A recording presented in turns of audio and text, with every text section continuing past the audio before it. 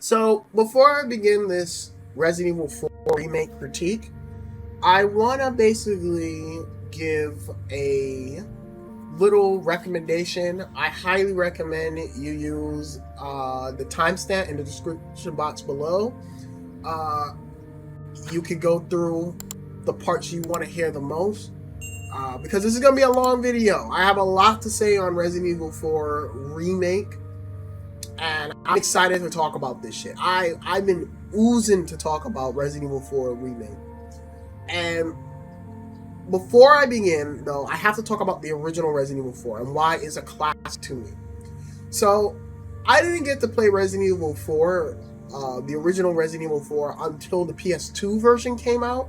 So I didn't get to see the GameCube version until way later. And I was blown away. When I first played it, I was blown away. Like, I was terrified because I was a scared little bitch. I was like Luigi. I'm scared of everything. I was terrified of the game. I was stressed the fuck out. It is not even because the game, looking back on it, it's not even because the game is scary. It's just very intense. And so I was scared, but I enjoyed every minute of it as a kid. And this is coming from a person who's scared as fuck out of everything. And it became one of my instant classics. If you had to put me down in a chair and say, what is your top 5 favorite games of all time? Resident Evil 4, the original, would be on that top 5 list. It is a truly masterclass at what it does. Like, it is the best way I can describe Resident Evil 4, the original.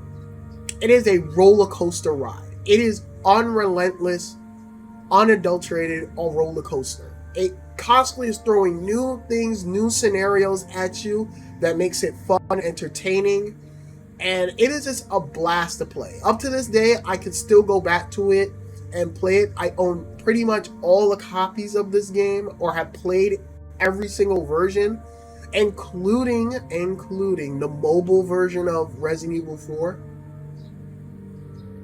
So Resident Evil 4, to me, is an absolute darling of a video game. There's a reason why Capcom keeps re-releasing this fucking game. It's that amazing. It's their crowning jewel. And if you look at the backstory of how Resident Evil 4 was made, this shit got re-released restarted so many times, and it shows in the game. It shows in terms of the story. But it is such a great fucking game that when I heard a remake was coming, my first reaction was like, fuck Capcom. Like, I was like, you cannot touch Resident Evil 4. Resident Evil 4 is such a beloved game. You can't surpass it. You can't even touch it. You cannot even come close to a Resident Evil 4. Never again. I like to call Resident Evil 4 the angel and the reaper of the Resident Evil series. It is the one that saved the franchise, but also doomed it, because after that we started getting Resident Evil games being the same. So for me, Resident Evil 4, when I heard a remake was coming, I was like, fuck this. But then one of my homeboys, Solar Senpai, shout outs to him, said to me, you should be more open-minded, because we played Resident Evil 4 millions of times. Everyone's played. That's the one game you can replay multiple times in multiple different ways. You've seen everything of Resident Evil 4. There's nothing more you can see of it. So let's be more open-minded. And I was like, all right, cool. But, oh my goodness. When I heard RE2 remake team was making fucking Resident Evil 4, I was like, okay, this might be pretty good. It may not be better than the original, but it might be pretty good.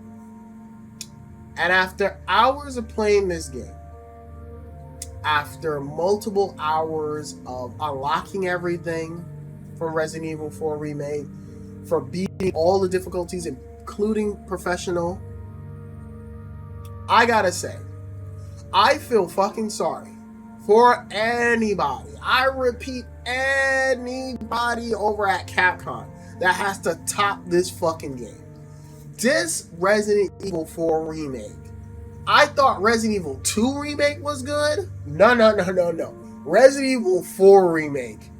Oh my goodness. Blows that shit out of the water. This shit is peak Capcom. Capcom's Someone stop these motherfuckers. These guys are insane over at Capcom. These guys are insane. This game is so fucking good. It's so addicting. This game was like reliving my childhood, but through a new lens. It was like, this game was unbelievable. This is like Capcom, the Return of the King. This is Capcom coming back and saying, this is why we're the best video game developers. Because this shit is amazing. Like, so grab your popcorn. This is going to be a very long video. And we're going to talk about why Resident Evil 4 Remake is the Return of the King for Capcom. This shit is amazing. So, in order to talk about what makes Resident Evil 4 Remake gameplay such an amazing gameplay, I have to kind of talk about Resident Evil 4, the original's gameplay.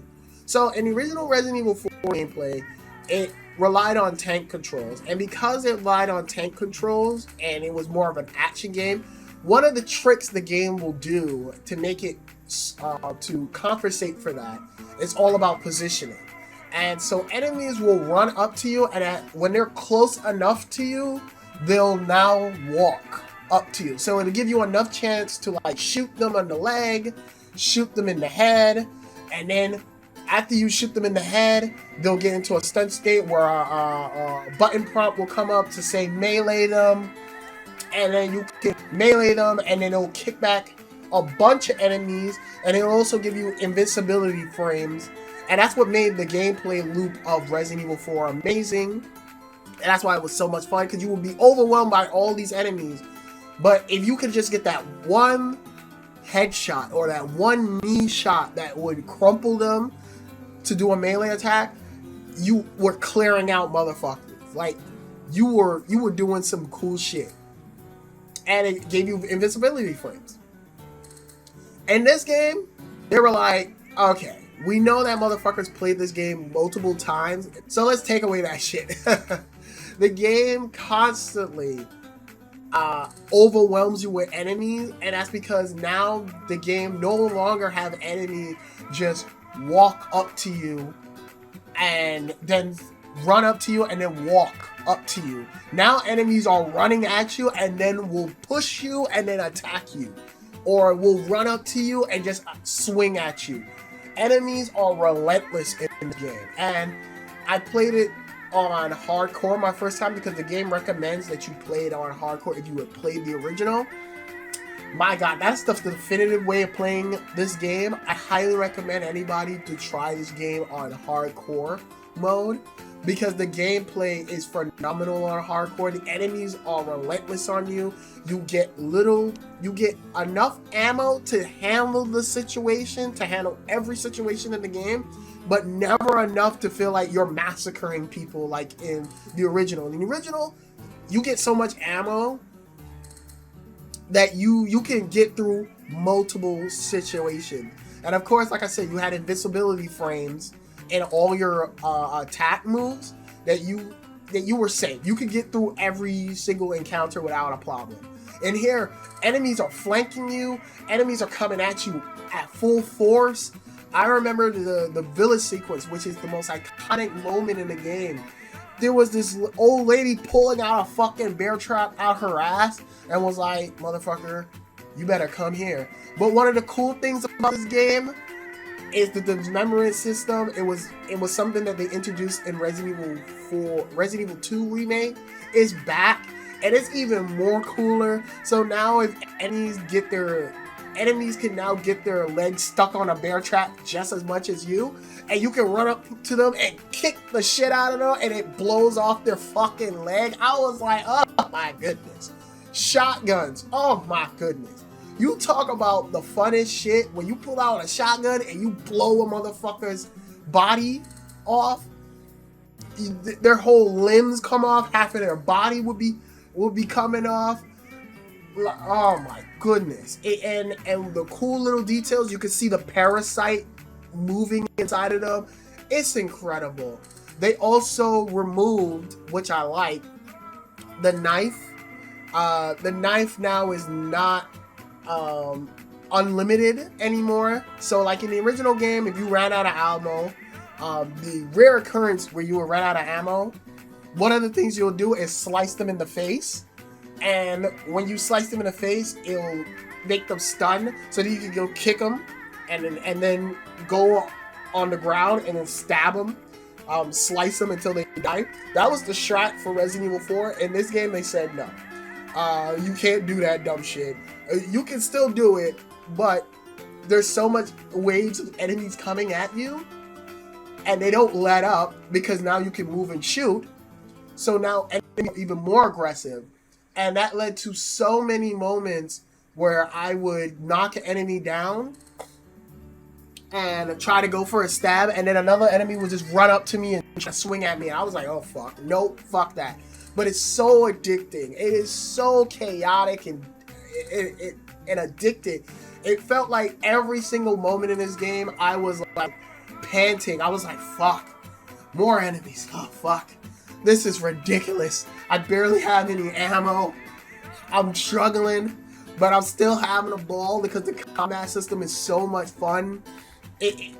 Now you don't have invincibility frames on your kicks anymore when you do them, and even when you do your kick, it doesn't knock back a whole bunch of enemies anymore. It'll knock back probably 2 or 3.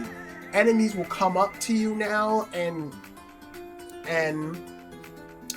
grab you by behind, and even when you throw them off of you, you only push again 2 to 3. Not a lot of invincibility frames anymore in this game, and I really like that. It made every challenge really good.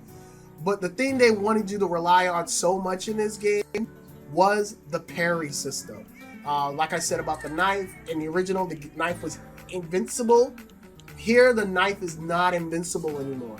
The knife is now has duration. So if you use it too much on stabbing an enemy, it'll break. Or if an enemy grabs you, you can mash out of the grab and kick them off of you. Or to get out quick, you can just stab them in the neck with your knife. But it takes off a chunk of your duration of your knife. The first thing I did when I got to the merchant was blow up the knife. The knife is so fucking cool. You can parry fucking Molotov cocktails out of the air. You can parry fucking torch. You can parry everything in the game. Parry. When you get up to boss fights, all the bosses, for the most part, some of their moves can be parried. You can parry everything. This was like Street Fighter Third Strike. You were third striking motherfuckers in this game. You were parry galore. But of course, every time you use a parry, it drains your duration. When you get a perfect parry, it stuns the enemy and you can do a counter attack. This game is ridiculous. And it always made you feel like, always giving you those quick decisions. Okay, how can I do this? All right, I can parry this guy, or I can let him swing at me, take a chunk of my life, and then reposition myself. The constant mow and flow of this game was amazing. Like just reminded me so much of the original, but just in a new lens. Like, you were unrelentlessly going through the game and just like figuring out, how am I getting through this section while using minimalistic tools and items in your disposal. And like I said, I highly recommend playing the game on hardcore. It's pretty much an addictive feeling. Like you're low on stuff, but never enough where the game is like overwhelmingly punishing. Another thing is that you can play the game like the original. Like the game now allows you to switch weapons on the fly. But if you want, you can go into your assets case, select what weapon you want, and Leon will just pull the shit out. I was like, whoa, that's cool. Like, and the game gives you a breather to do this shit. The merchant, the boy, the merchant. He's back, and he sounds cooler. He sounds like a pirate. And he has so much cool lines. But one of the things I love about the merchant now is that the spinels in the game, in the original Resident Evil game, spinels were just little tokens, little treasures you catch but now they're special treasures and they're special currency. So now you can unlock certain things in the game through the spinels. So a perfect example would be in the spinels you would use to unlock the laser sight. You would be able to unlock the treasure maps. You'll use spinels to unlock certain items like the TMP, certain items that are not available with just cash. You have to use the spinels. And to get more spinels, there are certain sections in the game where the spinels are given to you for free. But then most of your time you're getting spinels by doing side quests. The side quests in this game is so good. Some of them are just little itty bitty simple shit like, oh, collect a golden egg, or oh, go to this area and kill one bug, or oh, go to this area and collect this amount of items. Simple shit like that. And then they'll get a little bit more complex. Well, go to this area and fight this super version of this enemy. And I was just like kind of blowing. It was so addicting that I did every single one of the side quests. In the original game, there were only like destroy the insignia blue medallions. And here they had it, but now they had it for all the sections of the game. So they had it for the island, the village, and the castle portion, and it was fun as fuck. But of course, they had even more stuff. Some of the side missions even had backstory for them, like the knight, which I'm not gonna get into story yet, but the Golden Knight that has a backstory and is kind of sad. This game had so much, and then what made it even more, they revamped the treasure system. Now you can take items, gems, and place it into other treasures. And that was in the original, but now if you have the same color, you'll get a bonus stat. Or if you have different colors of gems and you place it into the treasure, it'll stack up even higher. So it was always this constant moment in my head. I was like, okay, maybe I can hold off and not spend money on this and kind of like wait and see, and just hold off until I get this color gem and then sell it and make shit ton of money. Just so much rebalance. In the original game it had that, but it wasn't on the level of this. Like, it was crazy how much of thinking I had to do on certain situations. In terms of weapons, all the weapons besides, I believe, one, come back for the remake.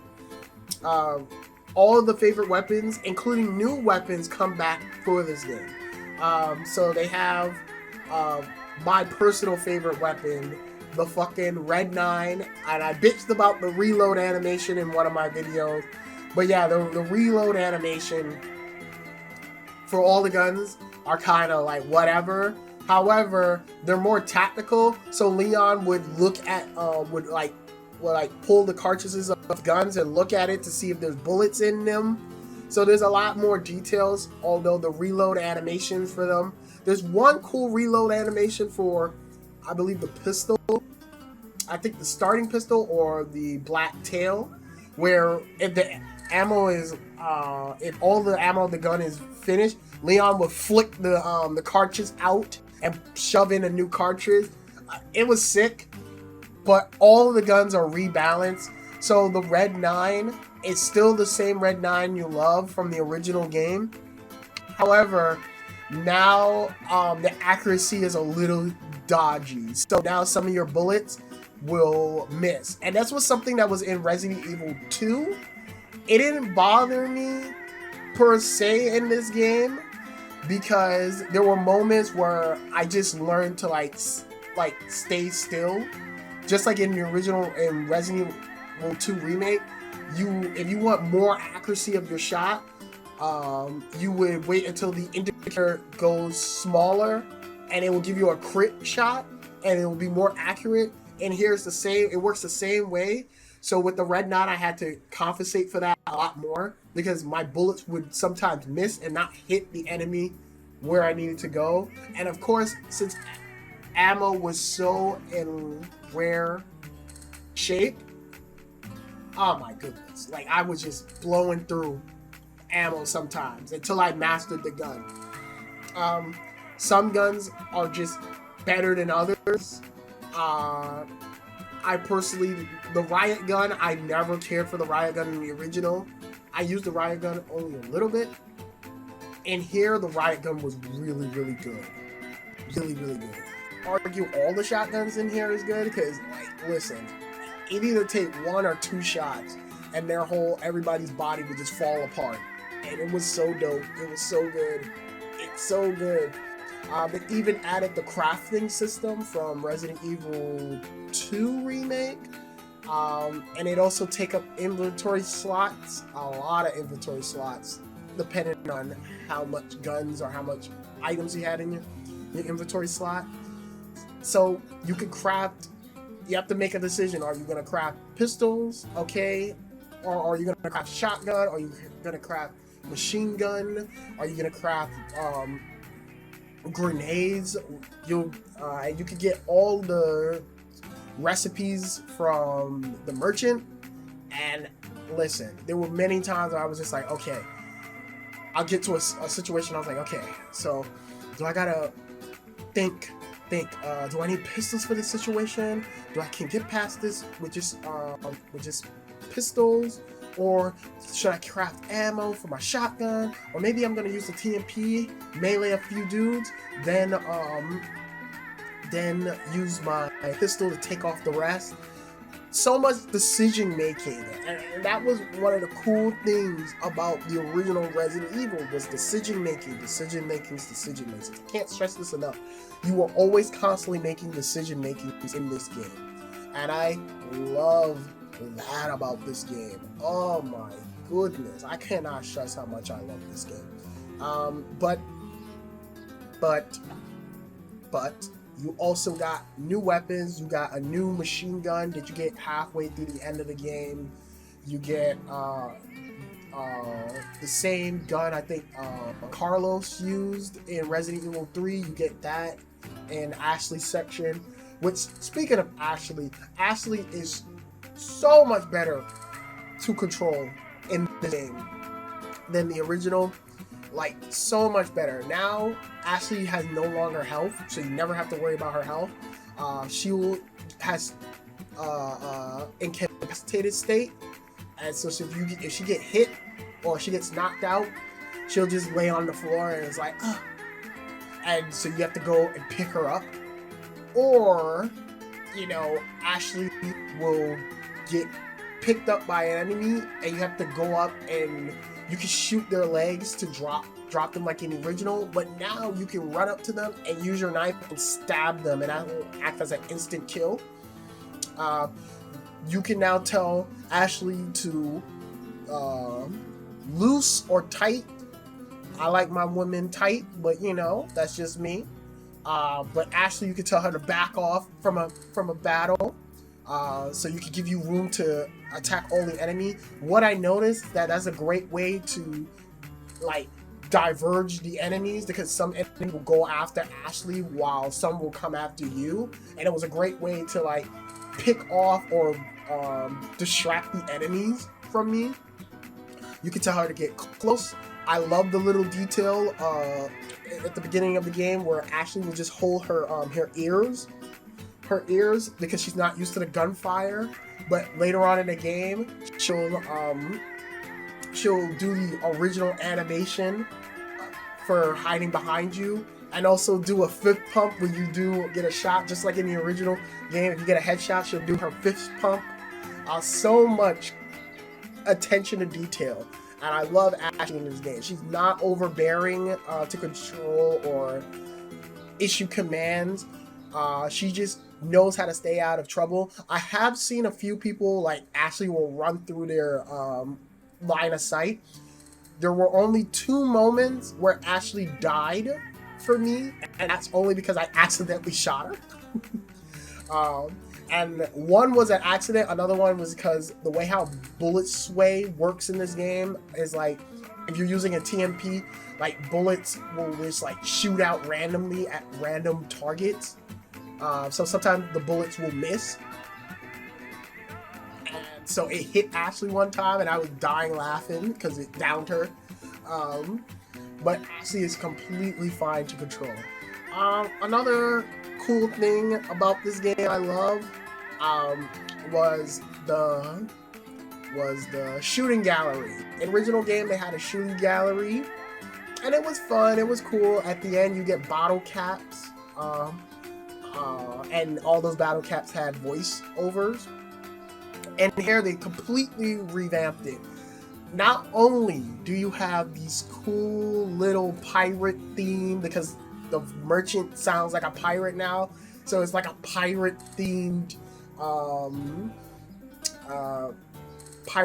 fucking shooting gallery, so you're shooting like pirates and whatnot, but they up the ante of it, so now in order to get S ranks you have to get a high score, and also you have to shoot particular skulls, coins on the enemies to raise your points. It was a blast, but what topped it for me, what fucking blew my mind when I played it, was when you get to the bonus round.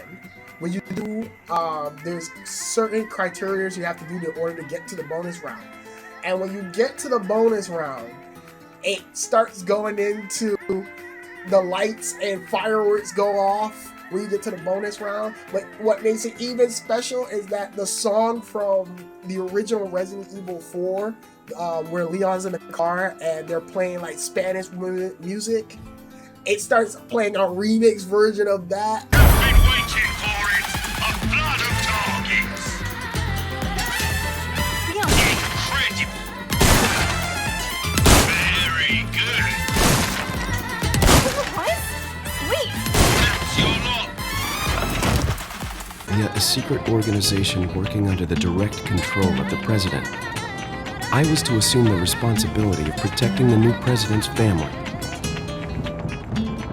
And I was just cheesing the whole time. I loved it so much, I had to get an S rank on every single one of the shooting galleries. Because that was such a cool Easter egg, and I loved the shooting gallery. It was so addicting. It was like they made this, it was like this could have been its own little DLC.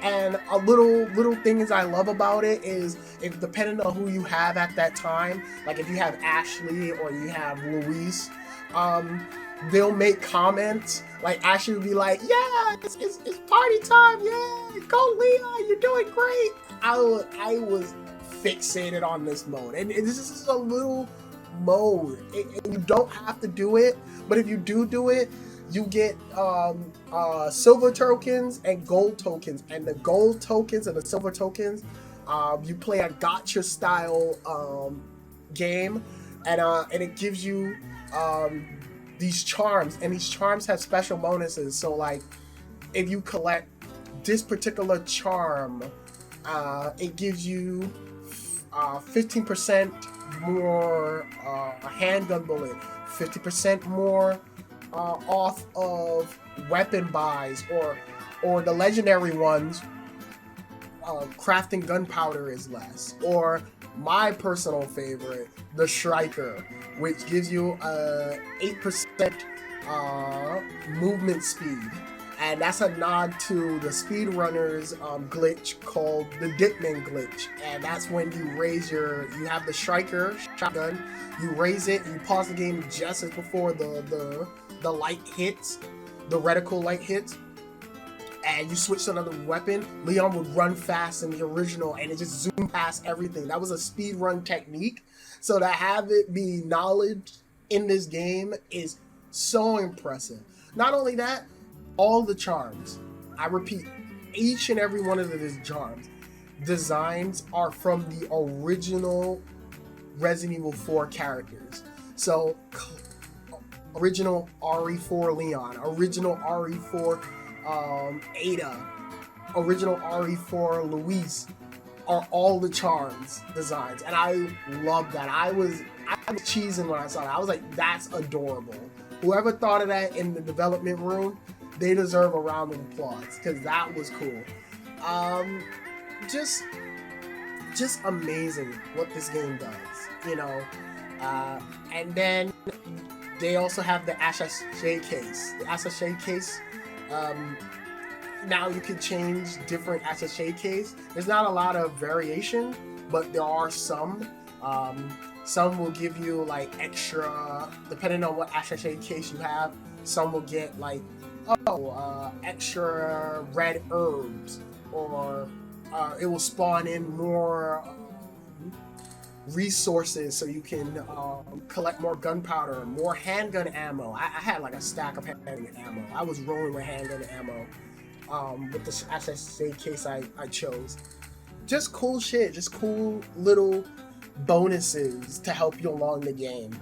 I love that this game focused strictly on speedrunning. I love that there are so many techniques in this game that allows you to skip past sections. So the villa section, as long as you have a sniper rifle or a rocket launcher, you can literally go on top of where the house that has the shotgun, go on top of the roof and shoot the bell, and it'll skip the whole section. When you get to Ashley's section, which was so much better than it was in the original, so much better in here, you can skip that whole section by just entering the clock number if you know it already. And like cool techniques like that is why I love this game. It makes it fun to replay. Not only that, it felt like the developers listened to some of the people's complaints of the RE2 remake, which is we didn't like replaying those sections again. We wish there was a way to skip them, and now they found ways to like skip it.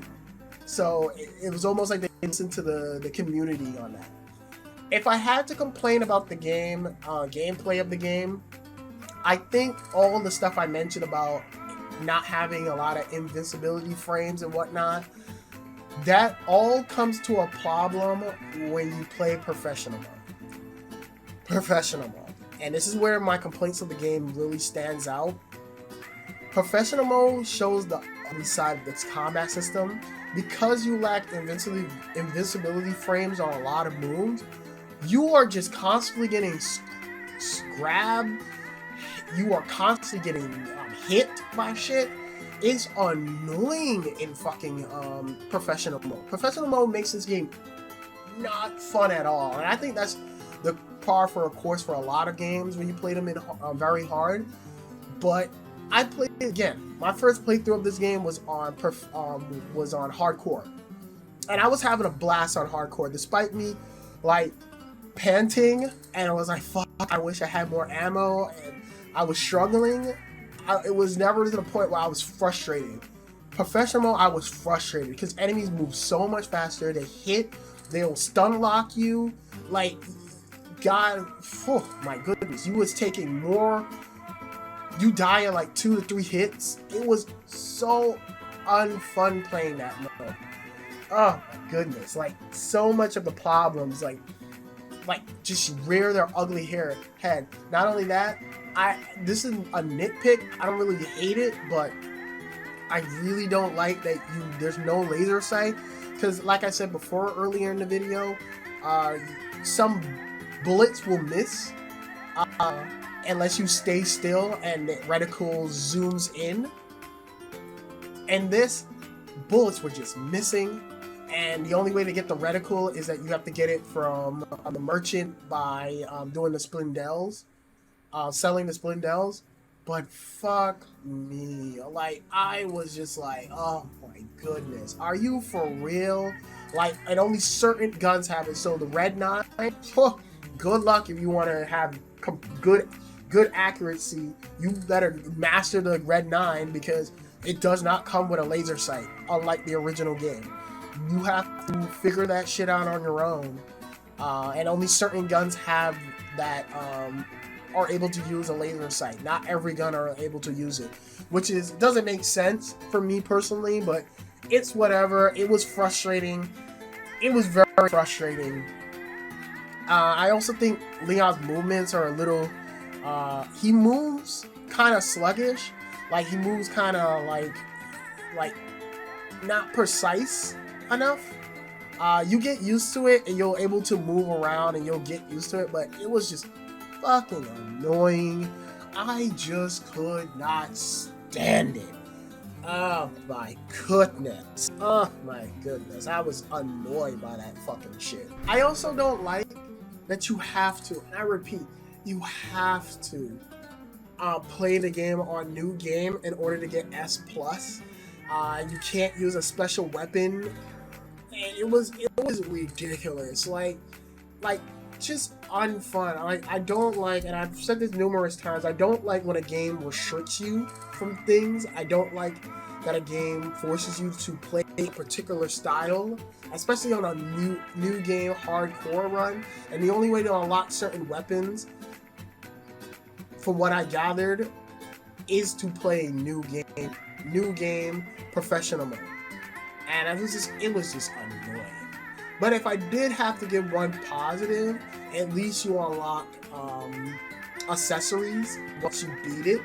And these cute little accessories would be like, some of them have special abilities. Like if you wear the cat ears on Leon, he gets infinite ammo for all his guns. If you wear the tail on Leon, he gets increased melee damage. If you wear the chicken hat, you get more health, and it will help you along if you play professional. But professional mode is just not the way to play this game. This game is not fun on professional mode. I fucking hate it. Before we move on to story, I just want to do a quick little talk about subverting of expectations. This game subverts expectations so well for those who played the game. Who's played the original Resident Evil 4, it does such a great job of having these little moments where you think it's gonna go one way, but then Capcom will find a way to just be like, it's not exactly how you thought it was gonna be. So a perfect example would be like the opening of the game. Like you'll go in the cavern and of course you meet the first Granado, the first enemy of the game, but this time it happens in a cutscene. And after that, you go down to the basement and whatnot, and that's completely different from the original game. And then all of a sudden you hear a noise and you're like, what the fuck is that noise? And then the Granado that Leon killed at the beginning of the cutscene, he comes down and his neck is twisted and shit. And I was like, oh fuck. Like that's a cool new way of introducing a new enemy type. The new enemies reminded me of past enemies, but just put into a more modern sense. So like the Resident Evil 1 remake, they introduced the Crimson Head enemies, and those were enemies that if you killed a zombie and you didn't burn the body, they would come back as a mutated, stronger version of a zombie, and they were super aggressive. So the bent head Granados enemies were similar to like that. They would do a lunging grab, a two-parter lunging grab, and I was like impressed by that. I was like, oh shit, that's fucking cool. Like I was not expecting that. Another example would be right after you get the key from the Chief Mendez house that lets you go into, gives you a passageway into the church. Before you get in there, the tower falls, and it's like, what the fuck? And so now you have to backtrack around it in order to get to that door. I was like, that's cool. And then dogs appear for the first time. You're like, what the fuck? Like, what the fuck is going on here? It was cool ways. My favorite one, the one that really like had my face like, what the fuck, is when after you do the infamous water room, which anybody who tells you knows that water room is hard. In this remake, they made it a little bit more manageable. But nevertheless, after that, after you go through that and you put the bridge up and whatnot. As soon as I opened the door, I was expecting it to look exactly how I remembered it, which is that hallway, the fucking merchant is there, and Ashley's gonna get trapped by a stupid trap of her own dumb doing. And here they completely flip the switch. After that, you go into this like garden, this like a little rundown garden, and the area is like completely different. And I'm like, what the fuck? Just amazing ways of just surprising the fans, like either in terms of new enemy, changing locations, or how you get to a certain location, or just pretty much just shocking you with an area that you never thought of. Like, that was impressive. I was so impressed.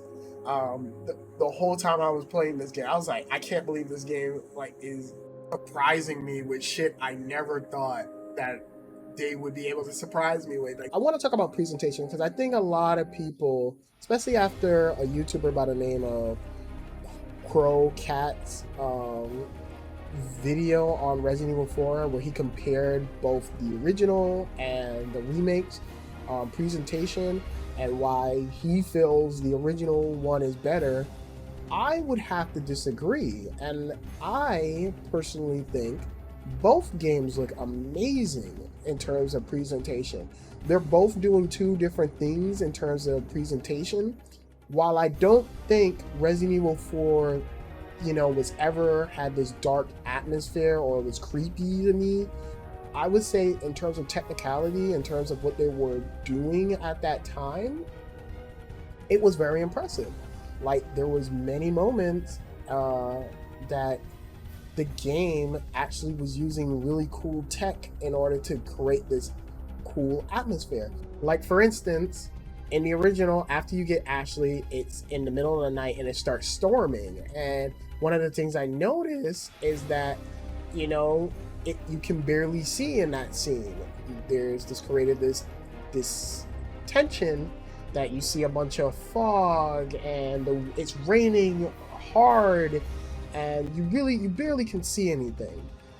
In the remake, it still has that, but it's not as crazy as the original. But one of the things it does do is that it has detail on the mud, and the shoes will get muddied up and whatnot, and they'll leave footprints, and Leon's hair and Ashley's clothes and all that will get damped and wet. That's something that the original never did, so it's a give and take in certain situations. I love the fog in the original. They were doing that to blind a lot of places and a lot of atmosphere, creating a lot of atmosphere. However, in the remake, you can walk through that fog and it looks realistic. The physics of that looks realistic. There's certain audio bits in the original that are louder in the original, but the remake, you can hear certain things like a cracking in the board when you're walking, Leon pounding and Ashley's pounding. You can see the wind blowing into the trees way more.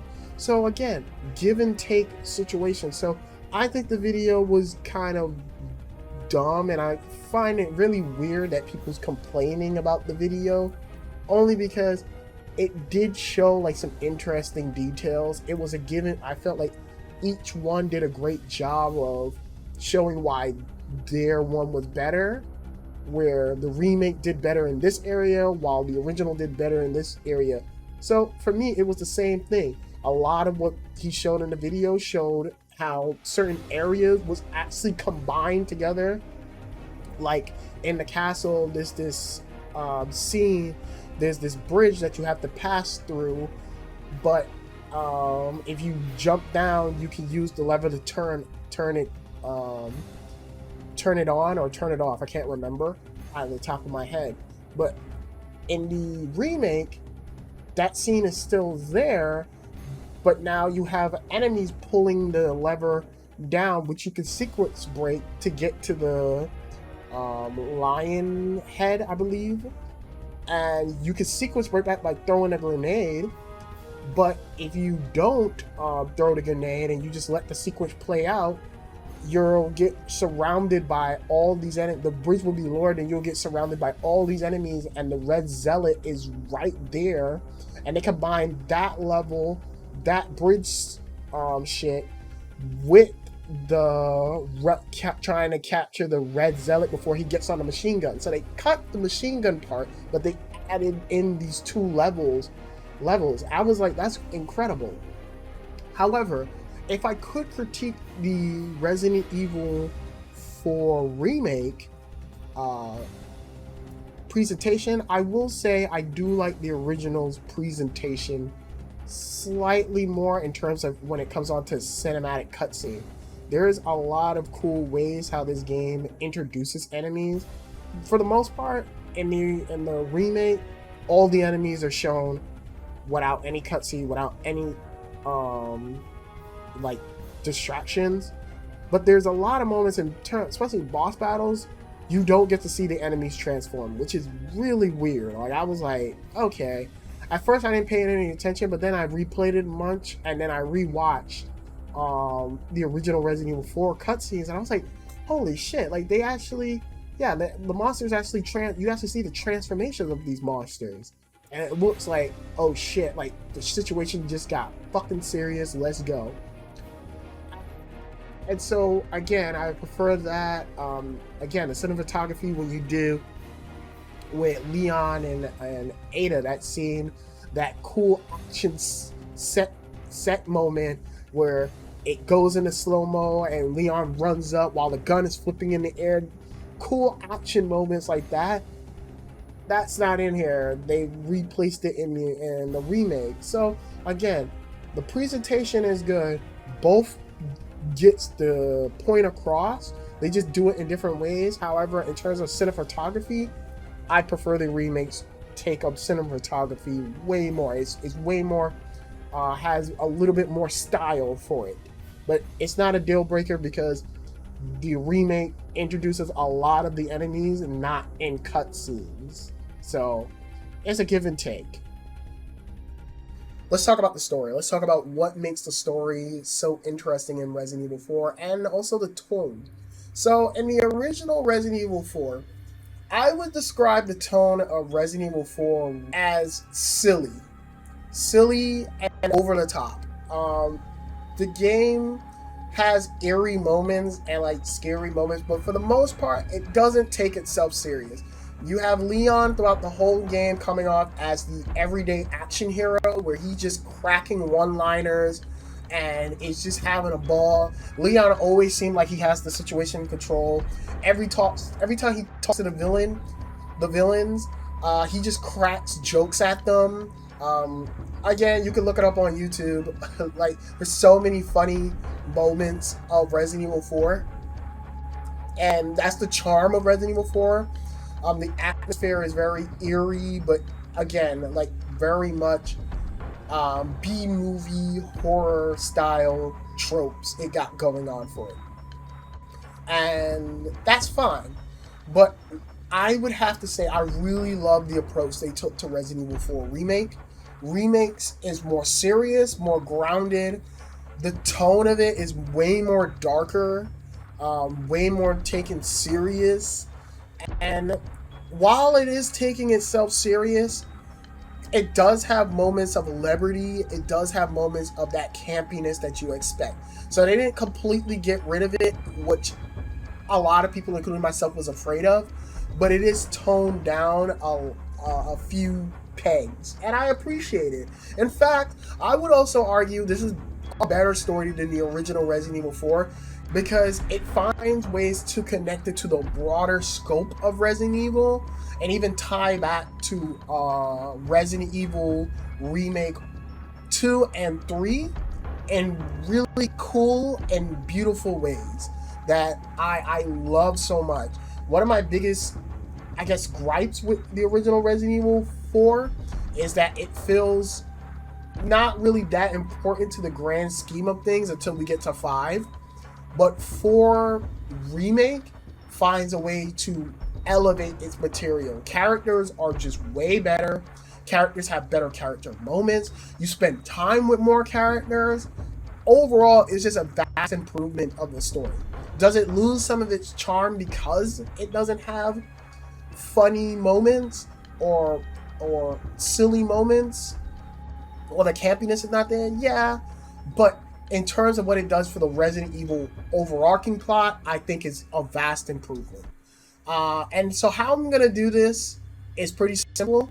I'm gonna go by characters, so I'm gonna go from the best change to the worst character, or least less change, or the worst change, and we'll go from there. So starting off, to me, the best character change was Krauser. Krauser in the original just came off as this cool macho, cool militaristic dude who was just working for Wesker. And the whole time the game kind of expects you to know who Krauser is. And until Darkside Chronicles came out, we didn't know who the fuck Krauser was. So it was just weird that Leon was just like, oh my god, Krauser, it's you. And it's almost like this moment where you're supposed to be like, oh no, Krauser. And here they really fleshed him out. They made him like a dark reflection of Leon, what Leon could have been after the events of Resident Evil 2 Remake. Because in Resident Evil 2 Remake, remember, there were many moments where Leon felt bad or felt sad that he could not save anybody. And then with Ada betraying him near the end, that would have hurt. That would break a person. That would turn somebody sinister. And this is like the dark reflection of Leon in this game. I love the change in the game that instead of calling Leon comrade, Krauser calls him rookie, because he trained Leon. He taught Leon all his moves. Even the section where you have the Krauser fight is so much cooler, because the whole time he's just telling Leon, you should do this move. Come on, Leon, I taught you this. I'm the master of covert art. I know all of your techniques. He's constantly train. It's like, it felt like a training montage. Like, that whole battle felt like he was training you again, and it felt so cool, so great. I also like that he's the one that kills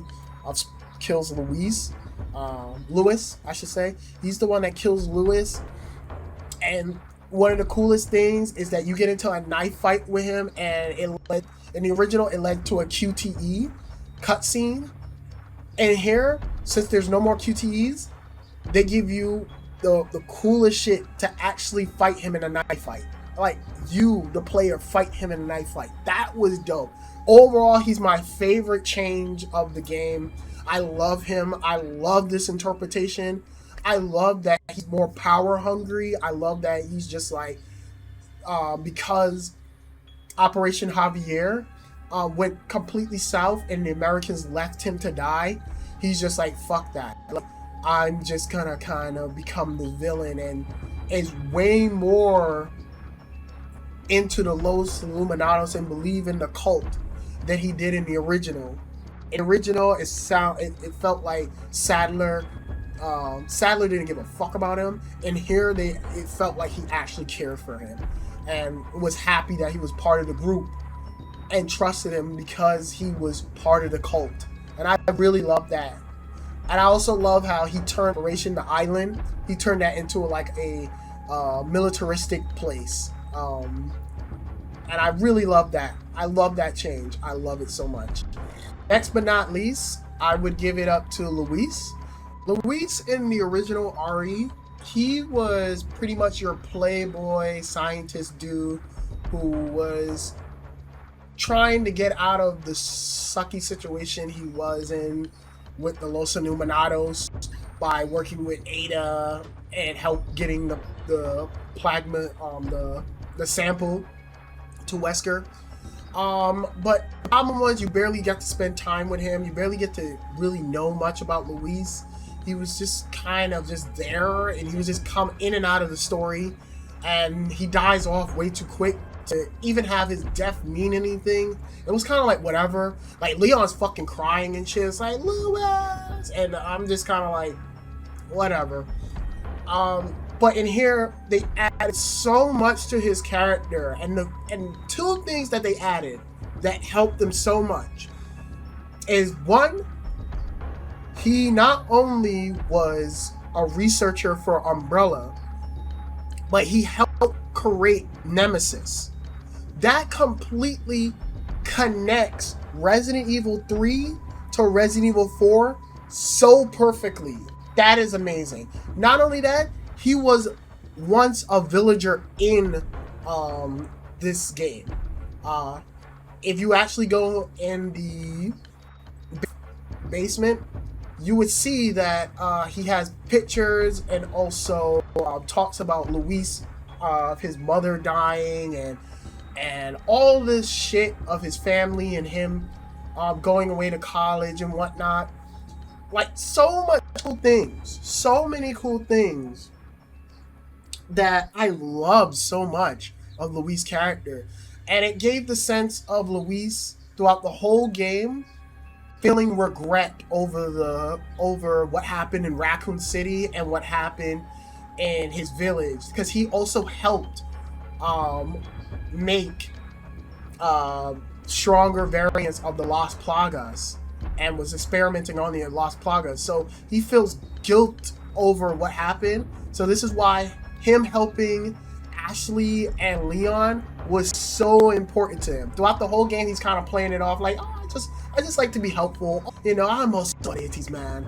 But deep down inside, he felt guilt, and this was his redemption arc and his redemption to help Leon and Ashley. It leads to an uneasy alliance with Leon and Luis, but throughout the whole section, they're helping each other, they're talking to each other, and just you get that sense of Luis feeling guilty about what happened. He's just trying to make up for that mistake.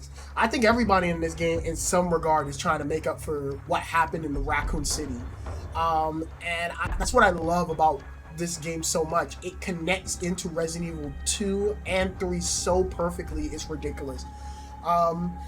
But I also love, my favorite stuff is the minecart scene and the two giants. Oh my goodness. With Luis, it's so much fun.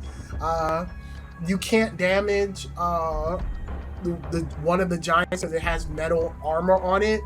So Luis has to go get dynamite and stick it on its back and fight it. It's way more manageable than the original one, although there are some tricks you could do in the original to make it easier.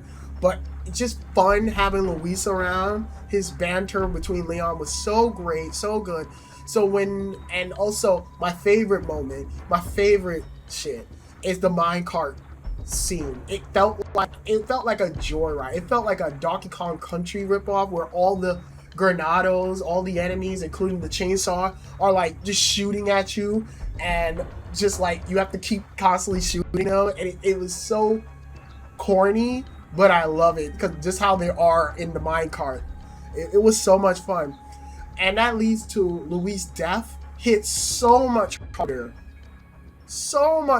And when he dies, he's just like, hey Leon, did I redeem myself? And Leon's like, yeah, you did you did good. And he gives you the key.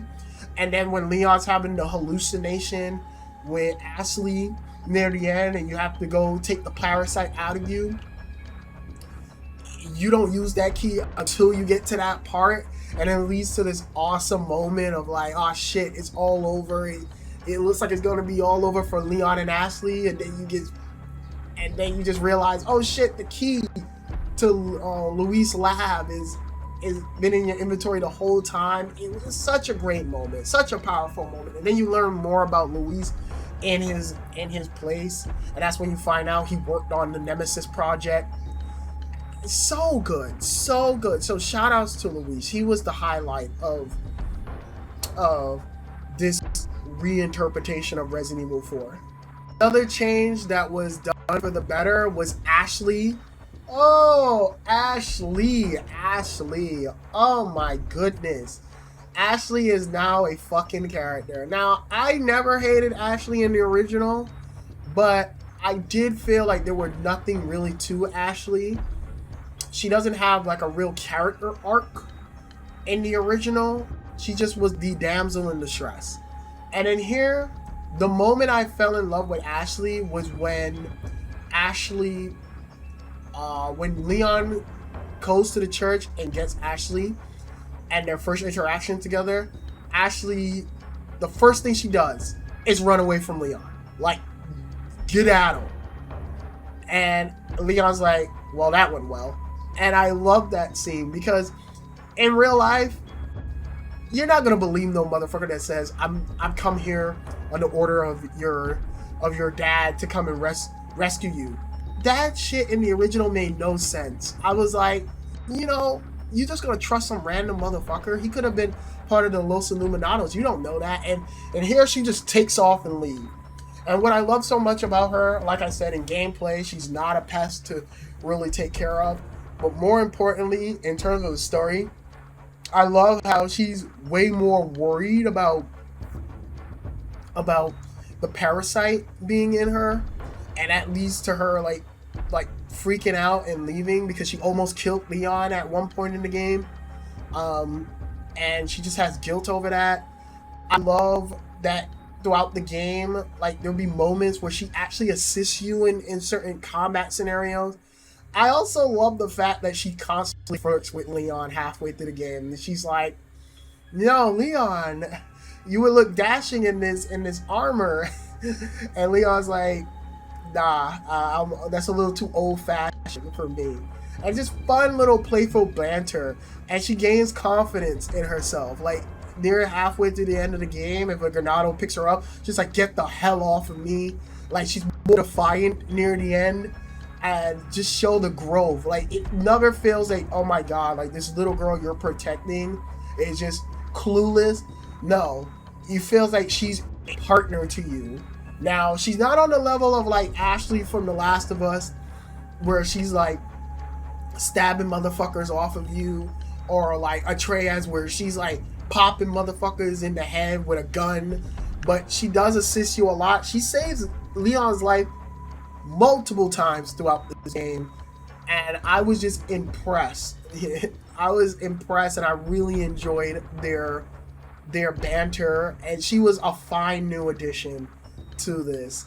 I also love it in the game, in gameplay. Like sometimes she'll be like, "Leon, watch out," or she'll be like if you take too much damage, she'll be like, "Leon, no," or when a battle is over, she'll ask like, "Leon, are you okay?" And Leon, depending on how you did, if you got hit too much times, he'll be like, "Yeah, it's just a flesh wound, don't worry, I'll be fine." Or he'll be like, "Ah, that was nothing, let's continue forward." Love Leon, love their banter. Just Ashley's just so much of a better character in here. Speaking of Leon, that's another character I love. Leon, like, he's not as quippy as Resident Evil 4, his OG appearance, but in here, you could still tell he's still that dorky Resident Evil 2 remake Leon. He just has some funny ass new one-liners. Like, I love the Nighty Nights one. That one was funny. That one was hilarious to me. I love the one with the Chainsaw Sisters. Like, I don't know why the fuck Leon does a flip where he can just simply back off, but Leon does a flip out of the chainsaw way, which made no sense, but okay, Leon. And just he's way more adaptable. He's way more cooler than his Resident Evil 2 Leon, but you could tell he suffered from a lot of guilt being unable to save anybody from Raccoon City. So he just looks worn down. He looks tired. He looks like he's seen shit. He looks like a warrior. He looks like he's been through some shit. And I love that about this Leon. He's so cooler in this game. He's so much cooler. He's so much cooler, so much fresher than the original. I still miss his interactions with the villains because he has some really funny one-liners with the villains, but they made up for that with some few ones, like when he's talking to Ramon Salazar. When he's talking to Ramon Salazar is giving this great speech to Leon before the boss battle, and Leon's like, motherfucker, you talk too much. He just shoots him. I was like, thank you. I never understand why none of the heroes shoot the fucking villain when they're standing there point blank going on this fucking rant. So it was cool to see Leon have the same approach that I had. All around, this Leon was really great. And so for me, and why I said this game connects so heavily into Resident Evil 2, his knife that he gets is from Marvin, and that's like a souvenir for him. And you can just tell like this mission to protect Ashley was important to him because he's failed so much people from the Raccoon City, and also was betrayed with Ada. That to me, this mission for him was personal. It was extremely personal for Leon. So I just love what they did with Leon in this game. I think this was by far a really cool interpretation of Leon. Ramon Salazar. What can I say about Ramon Salazar? Oh boy, like I really like this new interpretation of him. In the original, he came off as this spoiled little brat who just wanted to fucking kill you, but that's because he was manipulated to join the Los Illuminados, and thinking his family was wrong for locking away the parasites, the Las Plagas. And here they completely flipped that. And here he completely is an insane lunatic. I love the idea that he's just an evil bastard because he's grew up with wealth, so he's just kind of an asshole and doesn't care about his family lineage because he never had to earn anything. Everything was given to him. I love the idea that he was very sickly, and that probably led to a reason why he became so angry and so hatred towards the world. I love his redesign. He looks more nastier. I miss the hat. I don't know why they took off the hat. I miss the hat. I guess the reason why he's so low on the list is because you have to read a lot of the documents in order to get an idea of his character. But what they do in the castle portion, they give you the whole history of his family now. They explain why the castle is the way how it is. They explain that the Salazar family were the first family to go against the Las Plagas, and that's why they refer to them as demons, and why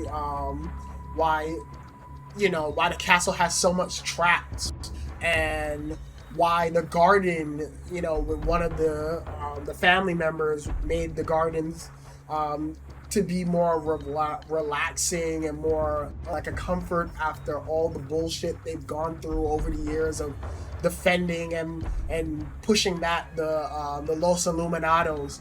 So great, more lore add to this game. They dive deeper into this family, this history of this family, to the point it's tragic that Ramon just kind of like says, fuck it, I'm just gonna give the parasite to the Los Illuminados again and have the villagers come and dig up the place again. I just found that fascinating. You read more on his minions, the two like fucking the Visitors. You learn more about them, and that one of them was his royal servant, and he hated what Ramon was doing, but he just stuck with him because he was so loyal to the family that ultimately it led to his demise, and he became Visitador that you fight later on in the game. So much cool shit that they add to his family. Sadly, once again, you have to read it, so if you miss some lore shit, you wouldn't understand it, but it's so fucking good, so good. Love what they did with the character. Love what they did with the lore of the castle. And they made the castle even more focused. They removed certain things, but for the most part, it was more focused. So the castle section was really dope, in my opinion. Yeah, add on to that a little bit. I would also say is that you could definitely tell Ramon has a lot of insecurities about himself because of how disfigured he looked a little bit. Like you could generally tell he's not. He has a lot of insecurities about himself, which is why, like even when like he captures Ashley and gives Ashley the Krauser, the first thing he says is, "Make sure you tell Master Sadler that I helped out and I did my thing." Like he just feels very beneath and weak and pathetic, and I love that about him. Also, his boss battle is really dope. It changed it completely. It isn't as boring and outlandish as it was in the original. Now he's moving around the area a lot more, and it's really fun and it's really dope. So I really enjoyed his battle and his character and the whole castle section in general. It's way more focused than the original. This one is gonna be a hit or miss for me. I like the original Lord Sadler because he was just so much like fuck the Americans and their stupid ways. And in here, he's more like a cult leader. And I really love that. And they go through the history of him, of his family, and how they were the first people to discover. The Sadler family was the first people to discover the Lost Plagas and created the cult around them. And you could tell as each generation came, they got more twisteder and more twisteder. That was cool. You found all this shit out when you go to the island portion of the game. And he was just cool. He was just dope. I love every time he talked, it was through this vision, this blue tinted vision, and he used the parasite to talk and communicate to his religion, to the cultists. And it led to some cool moments, but there was just a lot of missing opportunities. I really wish throughout the game he was talking to Leon and telling him like, "You're futiles, you stop resisting, just give up." And I love that he calls all of them. He calls like Leon and Ashley lambs, like they're lost lambs. You need to show them the way, show them that the Los Illuminados is the way, is the future. Really loved him, really enjoyed his character.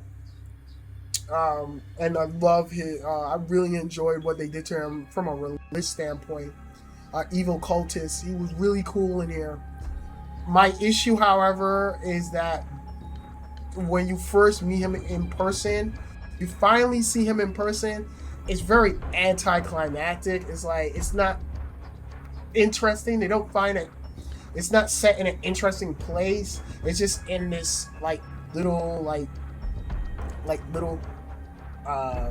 place where it was keeping the amber of the Las Plagas, and I'm like, you could have done more with this. Again, I would have loved if he was fucking with Leon more, talking to Leon a little bit more. In the vision sequence, in the blue tinted vision sequence, I thought they could have done something cool with that, because Leon does get affected by the Lost Plagas, and there are like gameplay moments where like the red zealots in the game, they changed them from how they worked in the original. In the original, they just had way more health than regular enemies. And here they now will pop out the Lost Plagas, and if you're close to them, or you aim your gun when they're doing their chant, it will stun you, and you can't raise your gun because Leon's head is hurting him and Ashley. I thought that was cool for a gameplay twist, but they don't do a lot, and I'm like, I wanted more of that. And some of the fun banter between him and Leon is not there anymore. the senile moment perhaps line is not there, and man, I just missed it a little bit, so it is what it is. As for Chief Mendez, Chief Mendez, I love his new design. I thought they were gonna have him be like Nemesis, where he's walking around the whole village and he's just kind of like stalking you, and that would lead into like why we have the new stealth mechanics.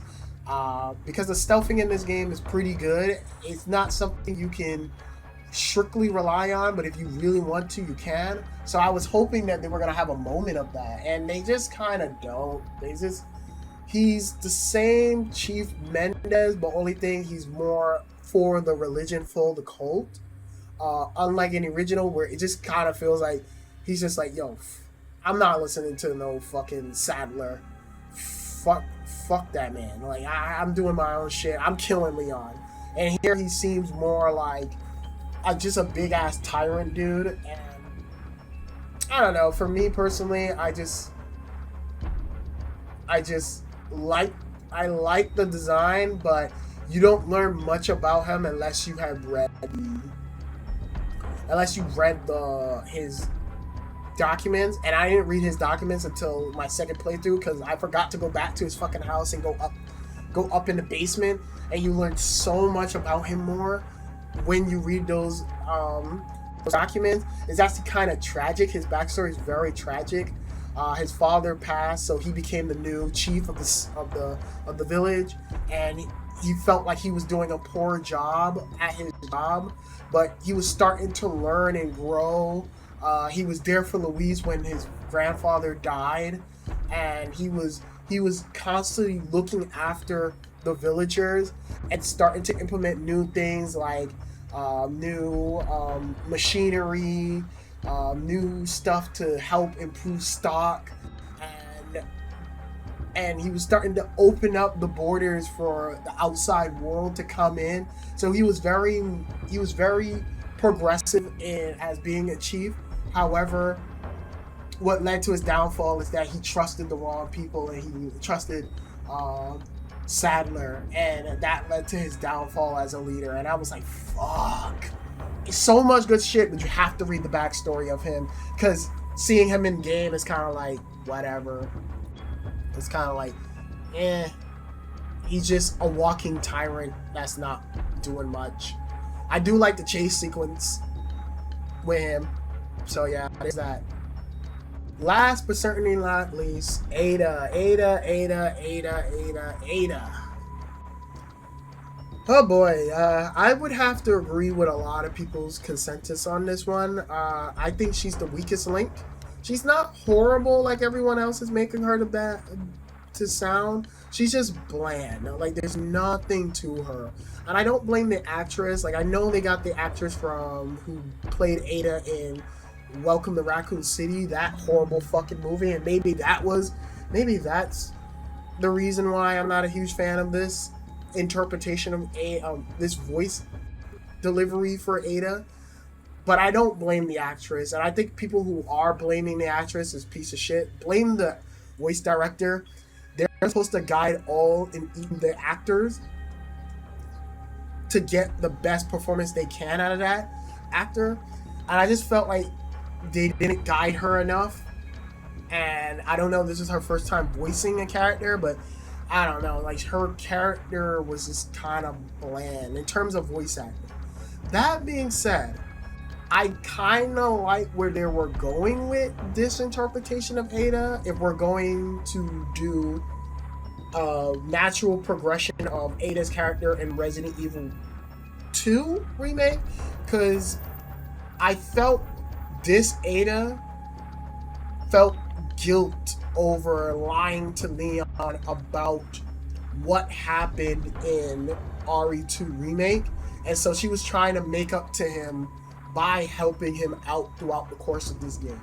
So it was kind of like her asking for Leon's forgiveness, but Leon throughout the whole game is just like, I don't trust you, I don't believe you, fuck off, like, sort of attitude. He was very reluctant on believing anything Ada says, And even when she was like, yo, I'll give you a plane, catch a helicopter with the girl, and we'll go off.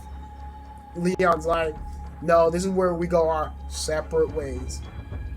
I'm hoping we get the Separate Ways DLC, and it would help explore this voice actor's talent with Ada. We'll get more dynamic stuff with Ada. But so far, at the time of this recording, Separate Ways is not here, so we gotta go with what we have.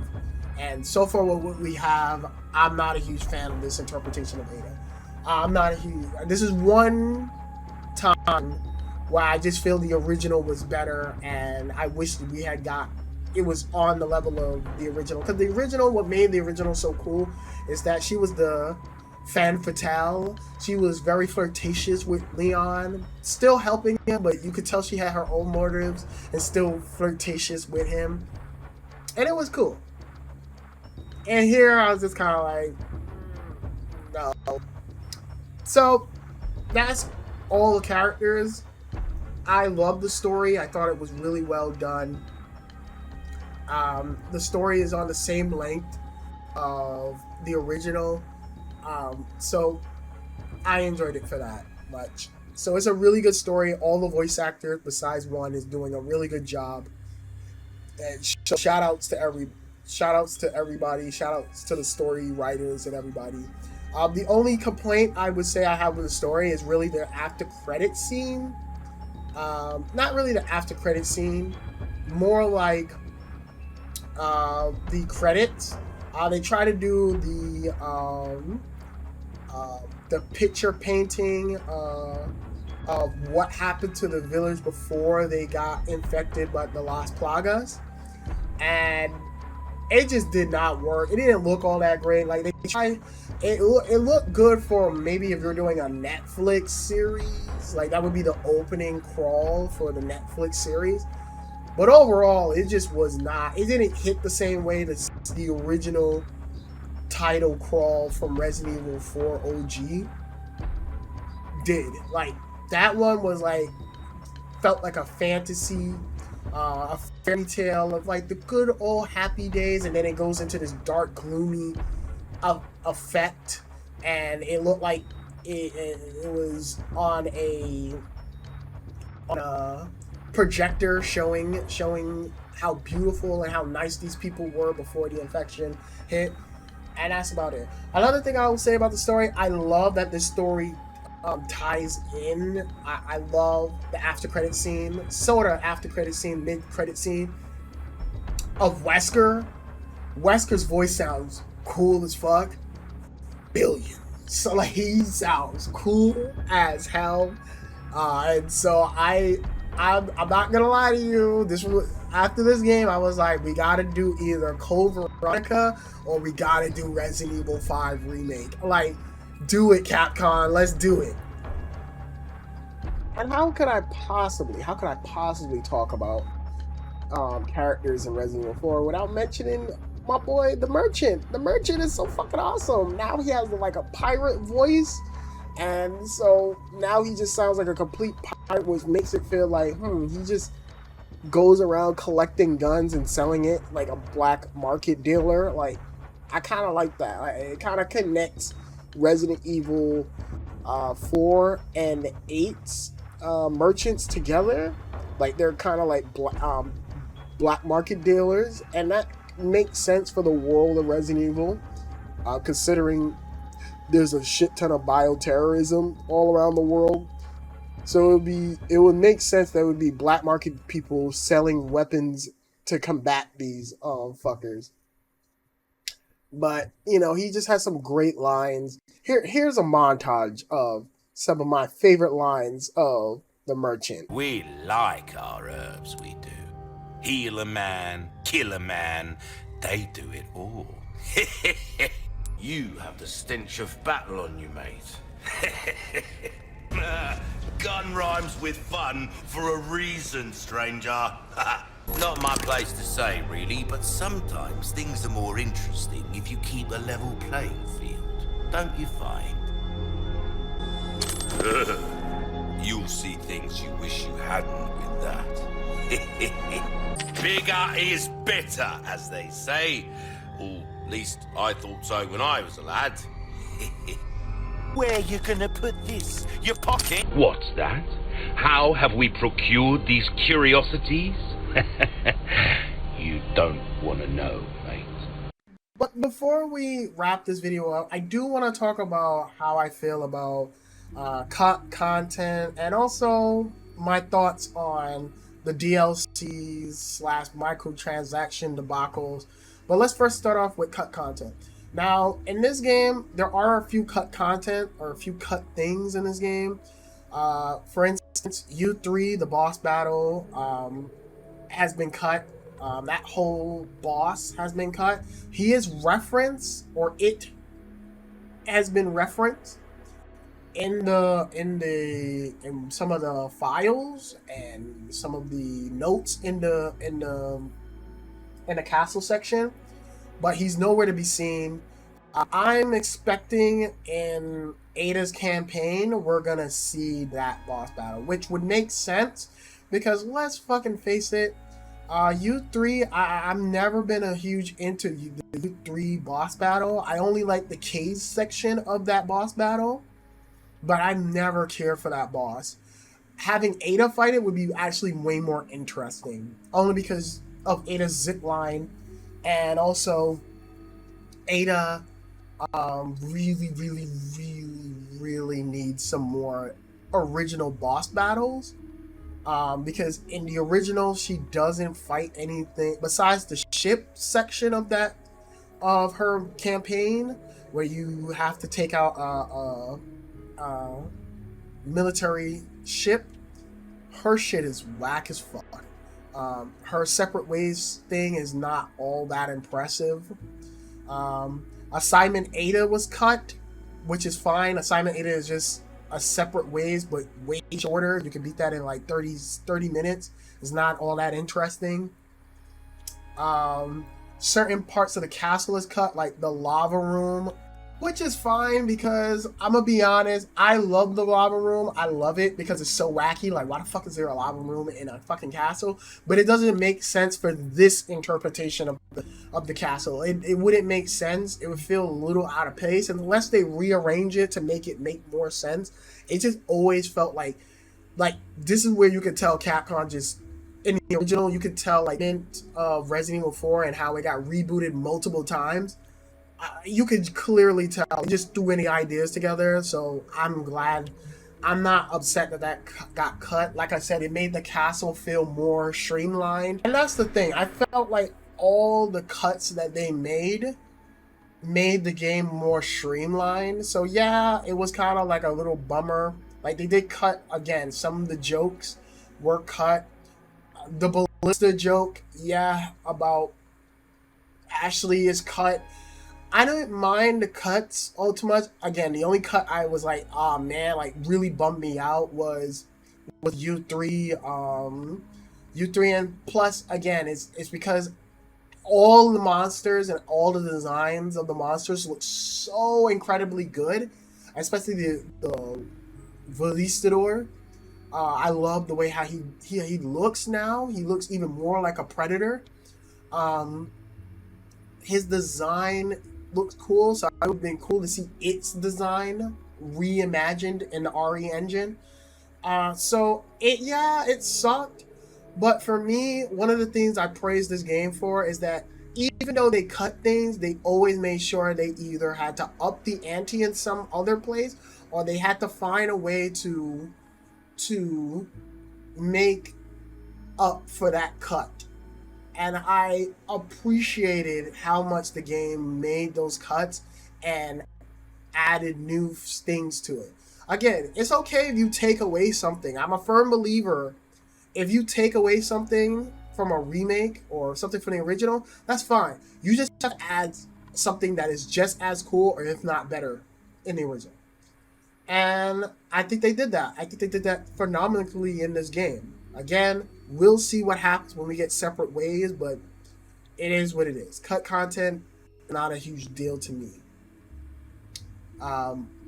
That being said, what is a huge deal to me It's a microtransaction slash DLC. Now, this game has a deluxe edition, and the deluxe edition comes with a few different things.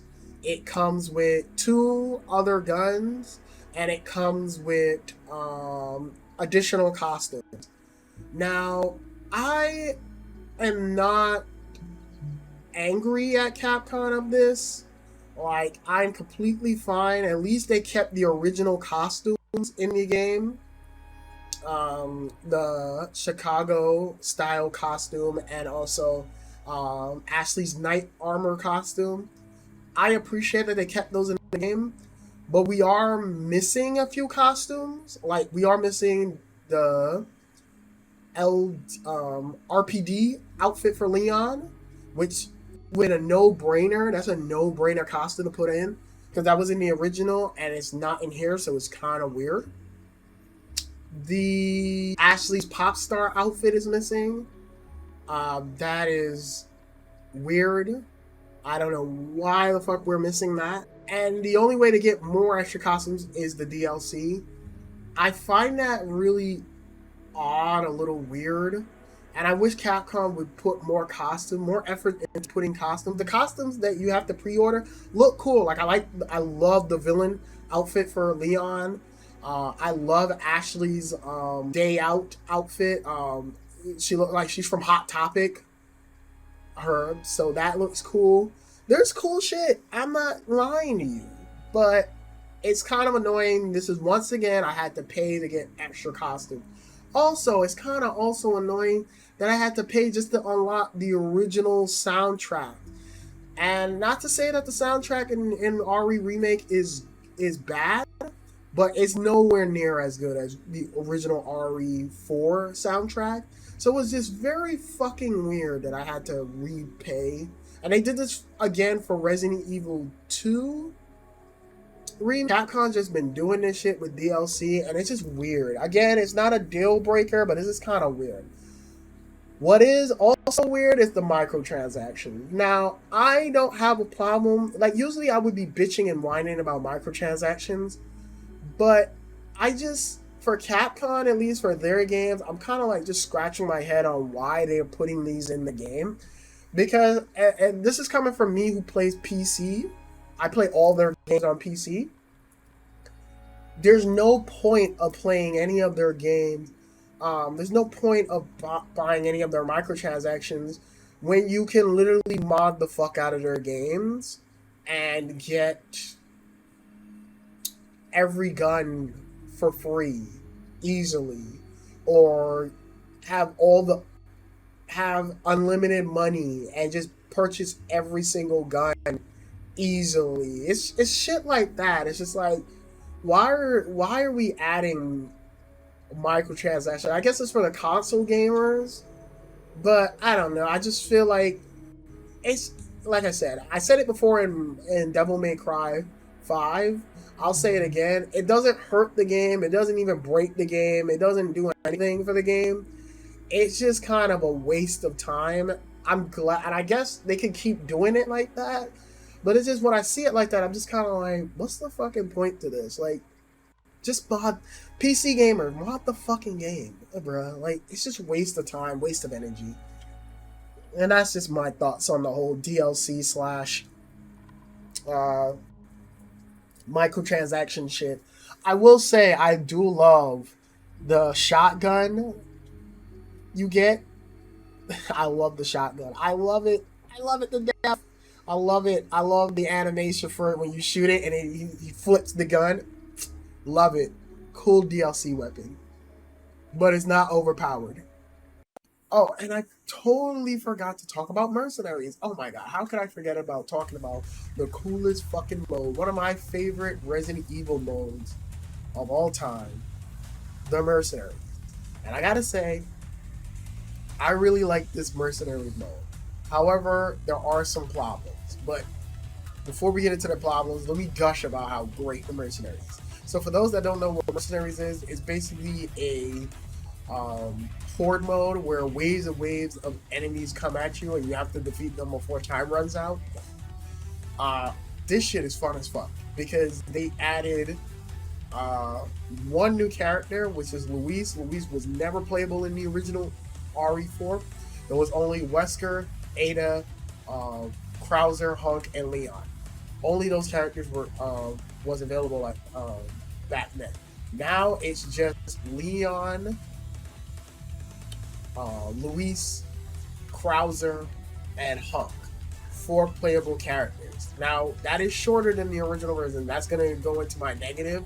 Um, where's Ada? Where's Wesker? I'm assuming those are coming later down the line with the DLs, with the Separate Ways DLC. But come on, like it's really annoying that these characters are not here already, which kind of sucks. But besides that, you only get 3 maps, which again fucking sucks. Like I would have loved more maps, even if the maps were from Resident Evil 2 or Resident Evil 3 remake.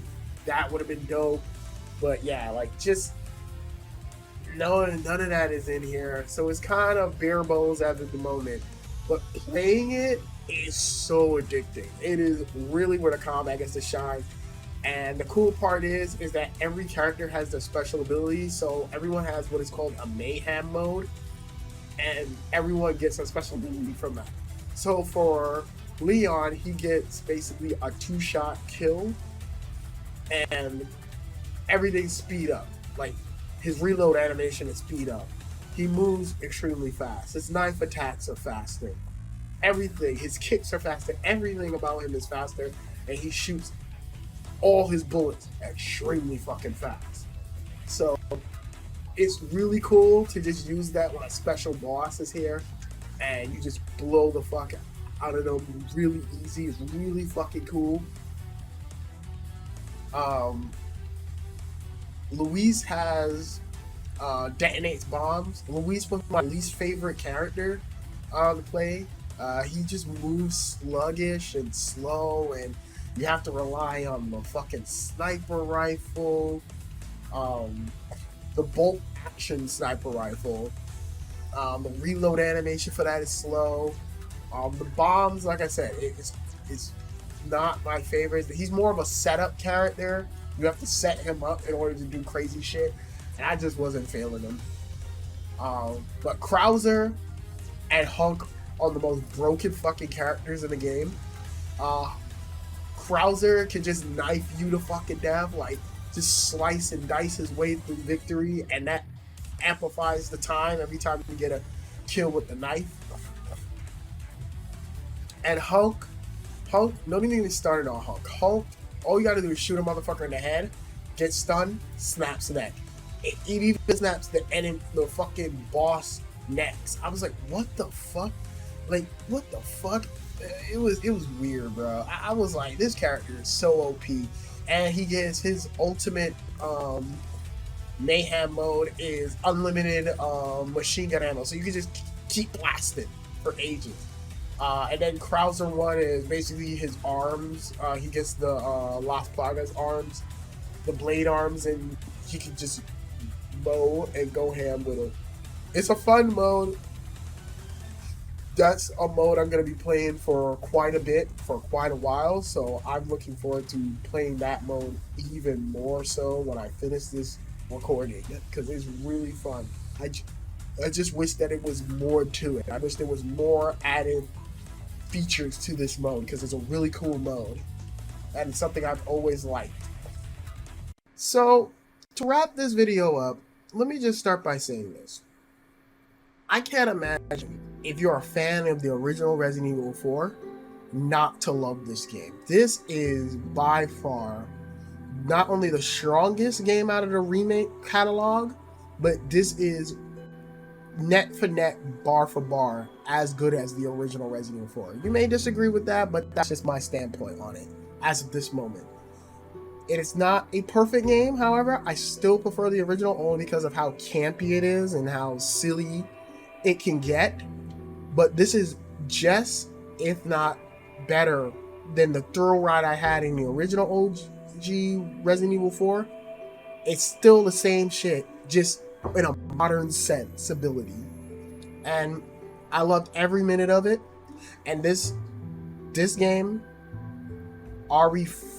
RE2 remake, the Dead Space remake, and of course, the almighty, the blueprint, Final Fantasy VII Remake shows what remakes can be if you put love and passion behind it. Like, this was an amazing game, and I can't wait to get back on it. There's Mercenaries out, and I'm gonna play some more Mercenaries, and I'm gonna have a good old time until Separate Raids come out, see how that goes.